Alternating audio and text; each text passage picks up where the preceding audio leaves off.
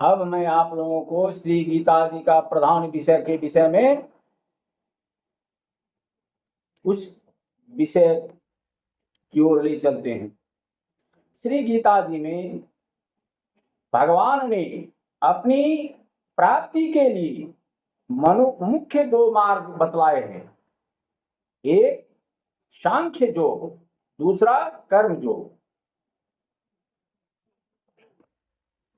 अब आपको उसका श्री गीता जी का जो प्रधान यानी मूल विषय है उसके बारे में भगवान कहते हैं कि मेरे यानी भगवान की प्राप्ति के लिए भगवान अपनी प्राप्ति के लिए मनुष्यों को मुख्य रूप से दो रास्ता बतलाए। एक रास्ता है सांख्य योग, दूसरा कर्म योग।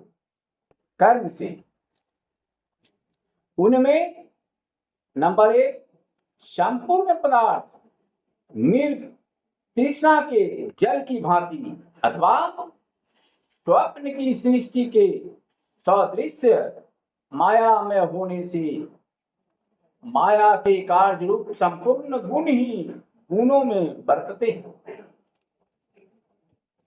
ऐसे समझकर मन में इंद्रिया और शरीर द्वारा होने वाले संपूर्ण कर्मों में कर्तापन के अभिमान से रहित होता है। मतलब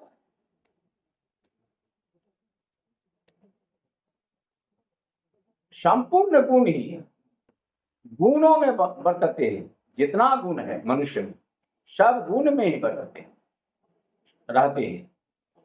ऐसे समझकर मन को, इंद्रियों को और शरीर द्वारा जो संपूर्ण कर्म है वह कर्तापन के अभिमान से, माने करने के अभिमान से रहित होना। ये आपको श्री भागवत गीता के अध्याय 5 श्लोक 8-9 में देखने को मिलेंगे। तथा सर्वव्यापी सच्चिदानंदं श्री परमात्मा के स्वरूप में एक ही भाव से नित्य स्थित रहते हैं। क्या होता है? प्रभु श्री सच्चिदानंद घन परमात्मा जो है उनके स्वरूप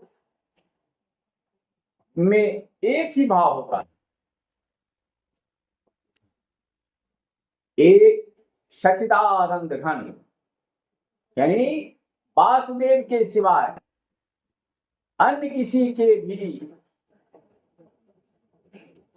होने का भाव न रहना, यह एक सांख्य योग का साधन। वह क्या है? एक सांख्य योग का साधन है। तथा दूसरा, सब कुछ भगवान का समझकर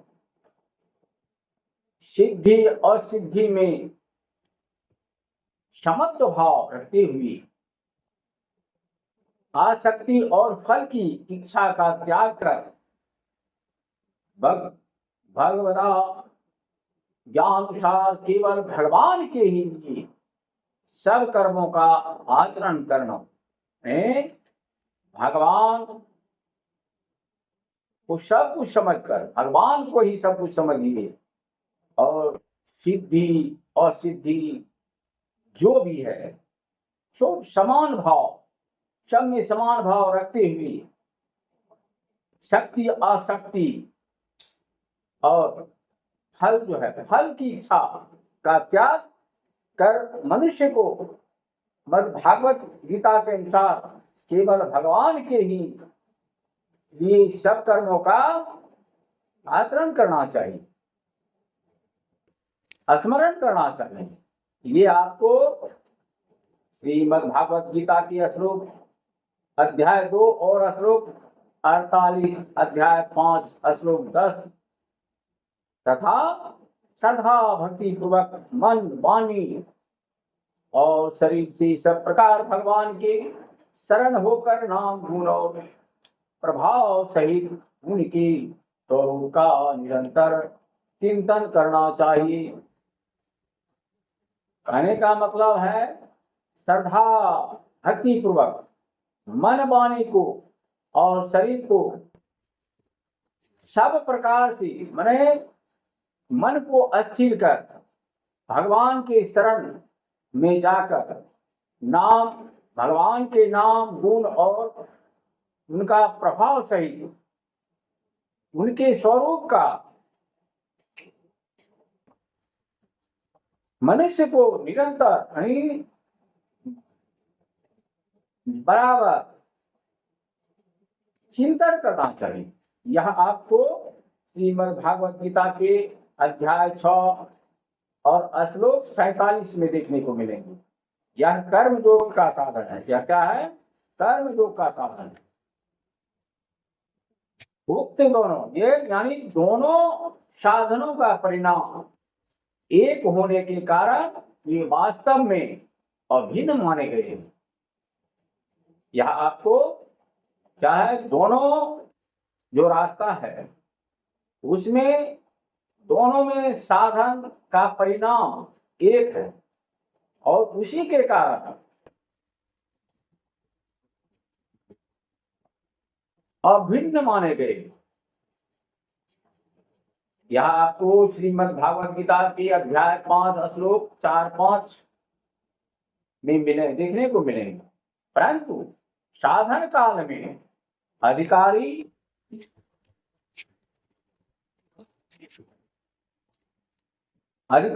भेद से दोनों का भेद होने के कारण दोनों मार्ग भिन्न भिन्न बतलाए गए हैं। मैंने दोनों का भेद जो है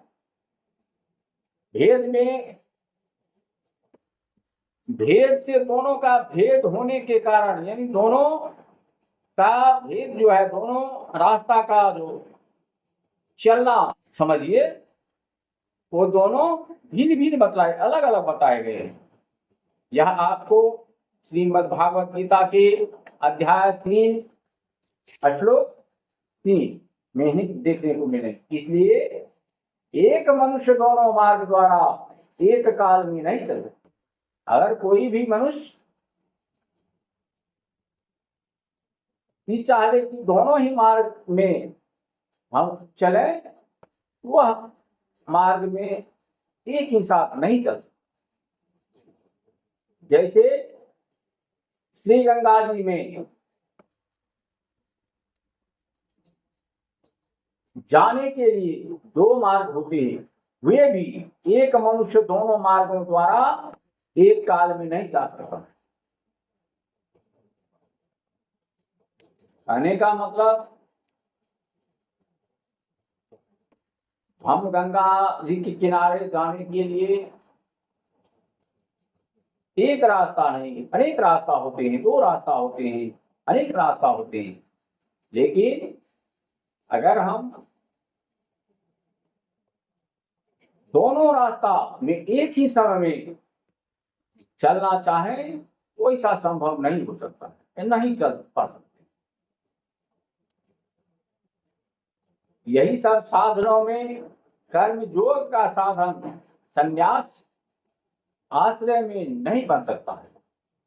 ये सब क्योंकि संन्यास आश्रम में कर्मों का स्वरूप से भी त्याग कहा गया है और सांख्य योग का साधन सभी आश्रमों में बन सकता है।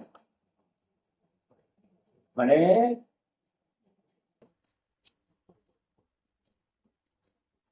संन्यास आश्रम में कर्मों का स्वरूप से ही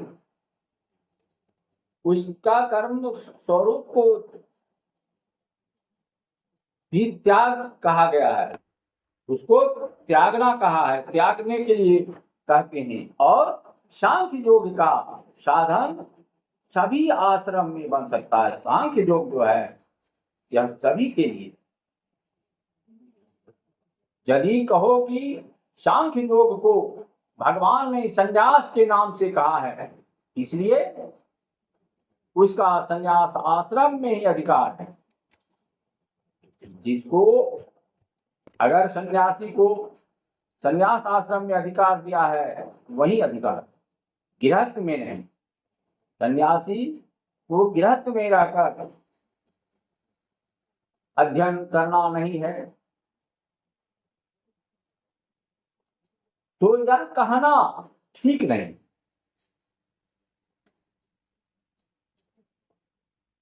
क्योंकि दूसरे अध्याय में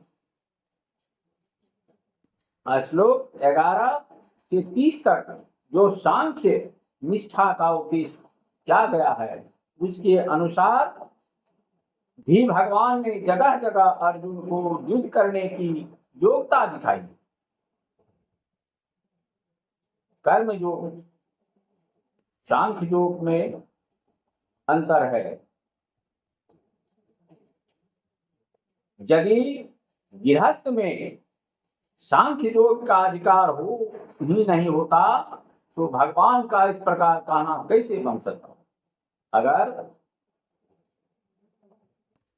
गृहस्थाश्रम में रहने वाले के लिए सांख्य योग का अधिकार नहीं होता, तो भगवान इस प्रकार कैसे कह सकते थे? हाँ, इतनी विशेषता अवश्य है कि सांख्य मार्ग का अधिकारी देहाभिमान से रहित होना चाहिए। सांख्य मार्ग का अधिकार देह का अभिमान नहीं करना चाहिए, उससे दूर रहना चाहिए। क्योंकि जब तक शरीर में अहंक भाव रहता है, तब तक सांख्य योग का साधन भली प्रकार समझ में नहीं आता। जब तक शरीर में अपने शरीर का बल के बल पर अभिमान रहेगा, लोगों को अहंकार रहेगा, और सुनेगा कुछ और बोलेगा कुछ, उसका सांख्य योग का साधन समझ में नहीं है। इसी प्रकार भगवान ने सांख्य योग को कठिन बतलाया है। इसमें क्या है?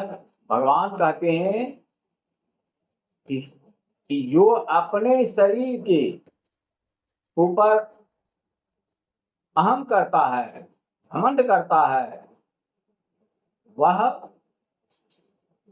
कितनों गीता पढ़ ली, लेकिन सांख्य योग में नहीं आता। आपको अध्याय 5 श्लोक 6 तथा कर्म योग साधन में सुगम होने के कारण अर्जुन ने कर्म योग का साधन जो बहुत सुगम है, सुगम होने के कारण अर्जुन के प्रति जगह जगह कहा है कि तू निरंतर मेरा चिंतन करता हुआ कर्म योग का आचरण कर। भगवान कहते हैं अर्जुन को, जगह जगह हर जगह महाभारत हुआ, युद्ध करने के लिए भगवान कृष्ण ने ही अर्जुन को ललकारे।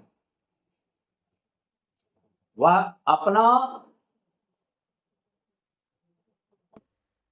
अपने ऊपर घमंड करने के लिए नहीं, भगवान कहे अर्जुन से, जो तू निरंतर यानी हरदम मेरा ही चिंता, मेरा ही चिंतन करता हुआ कर्म योग, अपना कर्म जो है उसका आचरण करो, वह कर्म करो।